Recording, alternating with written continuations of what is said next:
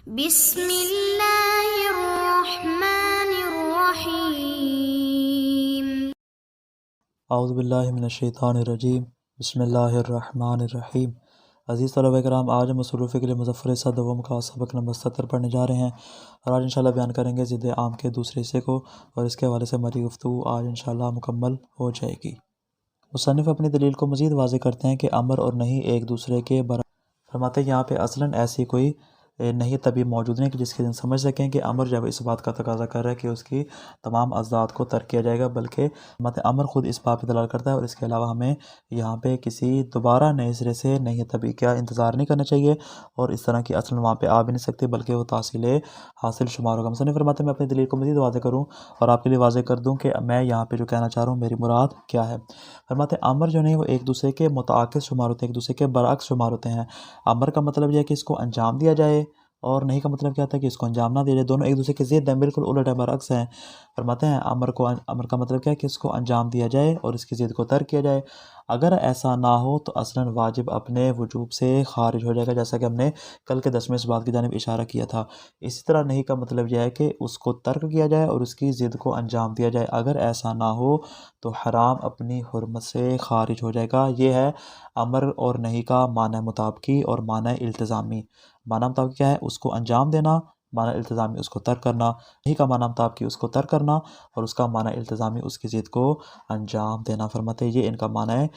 مطابقی اور معنی التزامی ہے۔ سوال یہ ہے، یہ جو ہم کہہ رہے ہیں کہ جب اس کو انجام دینا اس کی ضد کو ترک کرنا ہے، یہ جو تبعیت ہے کہ یہ ضد کو ترک کرنا تابع ہے اس کے انجام دینے کی۔ جب حکم آئے گا انجام دینے کا تبھی ہم کہیں گے نا کہ اس کی ضد کو ترک کیا جائے گا۔ فرماتے ہیں اس تبعیت کا تقاضا یہ ہے کہ امر کے موارد میں ہم امر مولوی کے علاوہ کوئی نہیں مولوی طبعی بھی رکھتے ہیں یا نہیں مولوی طبعی نہیں رکھتے۔ ہمارا اصلاً یہاں پہ یہ سوال ہے جو یہ ہمارا مورد بحث ہے۔ فرماتے ہیں اسی طرح نہیں کے موارد میں ہم امر طبعی رکھتے ہیں یا ہم امر طبعی نہیں رکھتے۔ یہ ہماری اصل گفتگو اور اصل ہمارا سوال ہے۔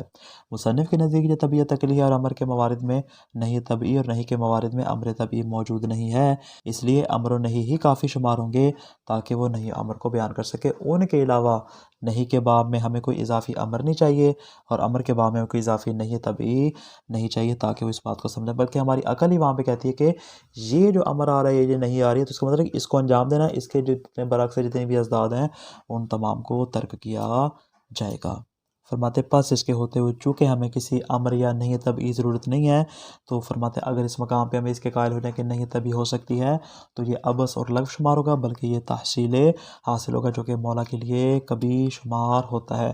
بس جس طرح ہم نے مقدمہ واجب میں کہا تھا، یہاں پر بھی ویسے کہیں کیا کہ ہمیں کسی امر مولوی طبعی یا نہیں مولوی طبعی کی ضرورت نہیں ہے، جس طرح ہم نے کہا تھا کہ مقدمات واجب میں کہ اصلاً ہمیں واجب غیری کی ضرورت نہیں پڑتی، اور واجب غیری کو اصلاً جو ہے وہ اصولی ابحاث سے حذف کر دینا چاہیے۔ آگے فرماتے چونکہ یہ طبیعت اس قدر واضح ہے اور ہر ایک کے اوپر روشن ہے، اسی وجہ سے اصولیوں کو گمان ہوا کہ یہاں پر ایک امر طبعی موجود ہے جو بالمطابقہ یا بالتضمن یا بالالتزام یا پھر حکم عقل سے اس پر دلالت کرتا ہے۔ فرماتے اسی بنا پر ان کے کلام میں خلط واقع ہوا، اور انہوں نے اس طبیعت کو اس طرح کے معانی میں مراد لے لیا، حالانکہ درست نہیں ہے۔ فرماتے اسی سے پھر ان کو اشتباہ ہو کہ نہیں جو طلب کا معنی رکھتی ہے، آیا اس سے مراد طلب ترک ہے یا طلب کف نفس ہے۔ فرماتے حالانکہ یہ تمام کے تمام لوازمات نہیں شمار ہوتے ہیں، حقیقت میں جو خود نہیں ہے وہ زجر اور رد از فعل کا نام ہے۔ طلب کی جتنی بھی صورتیں ہیں، طلب ترک ہے یا کف نفس ہے یا اس کے علاوہ جتنے بھی معانی ہیں، وہ سارے کے سارے ہمیں اس کے لوازمات اور دلالت التزامیہ سے سمجھ میں آتے ہیں اور کسی چیز سے معلوم نہیں ہوتے۔ پس نتیجہ کیا نکلا؟ اوامر و نواہی کے باب میں ہمیں اصلاً کسی امر طبعی یا نہیں طبعی کی ضرورت نہیں ہے۔ اس کے بعد مصنف جو ایک مورد کا استدراک کرتے ہیں اور کہتے ہیں کہ اگر مولا امر کی صورت میں نہیں کی تعبیر لائے اور نہیں کی صورت میں امر کی تعبیر لائے، جیسا کہ صلی کی بجائے لا تترک الصلاۃ کہ یعنی صلی کہنا چاہیے، امر کہنا چاہیے تھا، امر کی تعبیر کے بجائے وہ کیا کرتا ہے؟ وہ نہیں کی تعبیر لاتا ہے، کہتا ہے لا تترک الصلاۃ۔ اسی طرح نہیں کے باب میں کیا کہتا ہے؟ لا تشرب الخمر کہنے کی بجائے نہیں کی بجائے کیا کہتا ہے؟ اترک شرب الخمر۔ نہیں کی تعبیر کی بجائے امر کی تعبیر کو استعمال کرتا ہے۔ مطلب اس صورت میں دونوں تعبیرات کا معنی ایک ہی ہوگا، یعنی چاہے آپ امر کی بات کر لیں یا آپ اس کی ضد عام کی بات کر لیں، فرماتے دونوں کا معنی ایک ہی ہوگا۔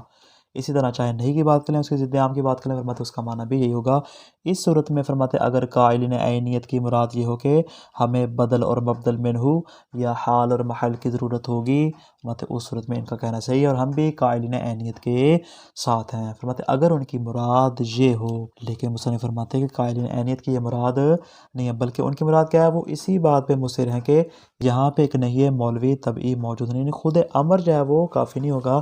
بلکہ ہر حال میں ہمیں ایک اضافی امر چاہیے ہوگا۔ فرماتے وہ اسی بات پر مصر ہیں، لیکن مصنف اس بات کو قبول نہیں فرماتے، کہتے ہیں ہمارے نتیجے والا معنی کیا ہے، باطل شمار ہوتا ہے۔ وَبِعِبَارَةٍ أَوْضَحُ وَأَوْصَى، فرماتے ہیں مزید واضح اور مزید وسیع تر عبارت کے ساتھ بیان کرتے ہیں کیا، ان الامر والنہی متعاکسان، امر نے ایک دوسرے کے برعکس شمار ہوتے ہیں، بمعنی انہ اذا تعلق الامر بشیء، اس طرح کے امر جب کسی چیز سے متعلق ہو، فعلا طبع ذالک یکون نقیضہ بالطبع ممنوعا منہ، فرماتے ہیں اسی بنا پر اس کا جو نقیض ہوگا وہ بالطبع کیا ہوگا، ممنوع ہوگا۔ کیوں؟ اس لیے کہ وَإِلَّا لَخَرَجَ الْوَاجِبُ عَنْ كَوْنِهِ واجبہ، فرماتے ہیں اگر ہم اس کے نقیض کو بالطبع ممنوع قرار نہ دیں تو واجب اصلاً اپنے وجوب سے خارج ہو جائے گا، یہ بات ہوگی امر کی۔ اسی طرح فرماتے ہیں وَإِذَا تَعَلَّقَ النَّهْيُ بِشَيْءٍ، اگر نہیں کسی چیز سے متعلق ہو جائے، فَعَلَى طَبْعِ ذَلِكَ يَكُونُ نَقِيضُهُ بِالطَّبْعِ مَدْعُوًا إِلَيْهِ، تو فرماتے ہیں کہ اس کے بالطبع نقیض کا تقاضا کیا ہوگا، فرماتے ہیں کہ نہیں کا آ جانا جو ہے وہ اس بات کا تقاضا کرے گا کہ بالطبع اس کی نقیض کی جانب دعوت دی جا رہی ہے کہ اس کے نقیض کو انجام دیا جائے۔ وَإِلَّا لَخَرَجَ الْمُحَرَّمُ عَنْ كَوْنِهِ مُحَرَّمًا، فرماتے حرام جو ہے وہ اپنی حرمت سے خارج ہو جائے گا جب تک اس کی نقیض کو انجام نہیں دیں گے۔ فرماتے اس کا مطلب ہے یہاں پہ اصلاً حرمت ہی صادق نہیں آئے گی، حرمت اپنے حرمت ہونے سے خارج ہو جائے گی۔ مصنف فرماتے ہیں وَلَكِنْ لَيْسَ مَعْنَ هَذِهِ التَّبْعِيَّةِ فِي الْأَمْرِ أَنْ يَتَحَقَّقَ فِعْلًا نَهْيٌ مَوْلَوِيٌّ عَنْ تَرْكِ الْمَأْمُورِ بِهِ بِالْإِضَافَةِ إِلَى الْأَمْرِ الْمَوْلَوِي بِالْفِعْلِ، لیکن مصنف فرماتے ہیں آپ کو اس بات کا اشتباہ نہ ہے کہ جو طبعیت آتی ہے کہ ہمیں اصل معنی سے سمجھ میں آ رہا ہے، اس کا نقیض والا معنی، فرماتے یہ جو طبعیت آ رہی ہے اس کا مطلب یہ ہرگز نہیں ہے کہ اس امر میں کیا ہو، ایک نہی مولوی بالفعل متحقق ہو جائے، جو کس بات کو بیان کرے، جو اس بات کو بیان کرے کہ یہاں پہ اس کا جو ضد عام ہے اس کو ترک کیا جائے گا۔ کما انہ لیس معنی هذه الطبیعۃ فی النہی ان یتحقق فعلا امر مولوی بترک المنہی عنہ بالاضافۃ الی النہی المولوی الفعل، مطلب اسی طرح نہیں کے باب میں ہم کہیں گے کہ جب مولا کی جانب سے نہیں مولوی آ جاتی ہے تو اس کے علاوہ وہاں پہ کوئی ایسا امر مولوی موجود نہیں ہے جو بالفعل کیا کرے، اس منی عنہ کے ضد عام کو بیان کر رہا۔ فرماتے اس طبیعت کا یہ معنی ہرگز نہیں ہوگا۔ دلیل متوسر ما قلنا ہو، جو میں نے کہا اس کی دلیل کیا ہے، اِنَّ نَفْسَ الْأَمْرِ بِالشَّيْءِ كَافٍ فِي الزَّجْرِ عَنْ تَرْكِهِ، خود ہی امر کا آ جانا ہی کافی ہے۔ بھئی امر مولا کیوں لا رہا ہے، امر کا مطلب یہ ہے کہ وہ تاکید کر رہا ہے تم نے اس کو انجام دینا اور اس کی ازداد کو ترک کرنا ہے، مطلب کسی چیز کے بارے میں امر کا آ جانا ہی اس کے ترک سے کیا کرتا ہے، آپ کو زجر کرنے میں کافی شمار ہوتا ہے، اس کے ضد عام سے روکنے میں کافی شمار ہوتا ہے۔ کما ان نفس النہی عن الفعل کاف للدعوت الی ترک، فرماتے جس طرح کہ خود نہیں کا آ جانا اس بات میں کافی شمار ہوتا ہے کہ اس کے ترک کی جانب دعوت دی جا رہی ہے، اس کی یعنی جو ضد عام ہے اس کی فعلیت کی جانب بلایا جا رہا ہے۔ بلا حاجت الی جعل جدید من المولا فی المقامین، کہ دونوں مقامات میں، امر کے باب میں بھی اور نہیں کے باب میں بھی، دونوں مقامات میں مولا کی جانب سے کسی نئے حکم کی اور ایک دوبارہ نئے سرے سے امر مولوی یا نہیں مولوی کے آنے کا انتظار نہیں کیا جائے گا، بلکہ اصلاً اس کی وہاں پہ ہمیں ضرورت ہی پیش نہیں آئے گی۔ بل لا یعقل الجعل الجدید، فرماتے بلکہ یہاں پہ اصلاً معقول ہی نہیں ہے کہ مولا دوبارہ نئے سرے سے حکم دے، کما قلنا فی مقدمۃ الواجب حذف القزۃ بالقزہ، فرماتے ہیں کہ قدم بقدم اور اسی انداز سے جیسا ہم نے وہاں پہ دلیل پیش کی تھی یہاں پر بھی اسی انداز سے آ جائے گی۔ فراجع وہاں پر رجوع کرنے کی ضرورت نہیں ہے، چونکہ میں نے خلاصے میں اس بات کو اور دلیل کو واضح کر دیا تھا۔ وَلِأَجْلِ هَذِهِ التَّبْعِيَّةِ الْوَاضِحَةِ اخْتَلَطَ الْأَمْرُ عَلَى كَثِيرٍ مِنَ الْمُحَرِّرِينَ لِهَذِهِ الْمَسْأَلَةِ، فرماتے ہیں چونکہ یہ طبعیت اس قدر واضح ہے، اسی بنا پر بہت سے افراد جو اس مسئلہ ضد کو تحریر کرنے والے ہیں، بیان کرنے والے ہیں، ان سے اختلاط واقع ہوا ہے اور وہ اس بات کے قائل ہو گئے ہیں کہ یہ دلالت لفظیہ کی 3 قسموں میں سے یا پھر یہ لزوم عقلی کی وجہ سے کیا کرتے ہیں، اس بات کو ثابت کرنے کی کوشش کرتے ہیں۔ فَحَسَبُوا أَنَّ هُنَاكَ نَهْيًا مَوْلَوِيًّا عَنْ تَرْكِ الْمَأْمُورِ بِهِ وَرَاءَ الْأَمْرِ